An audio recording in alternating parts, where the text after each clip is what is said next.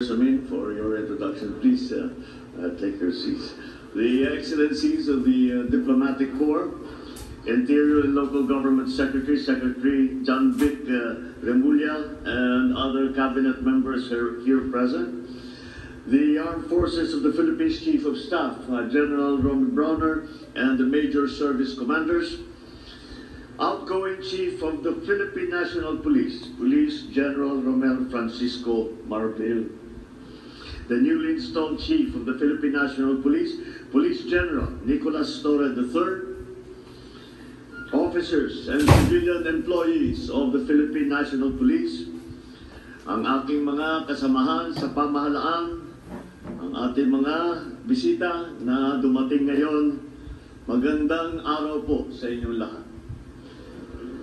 Today, we witness more than a ceremonial change of command. We come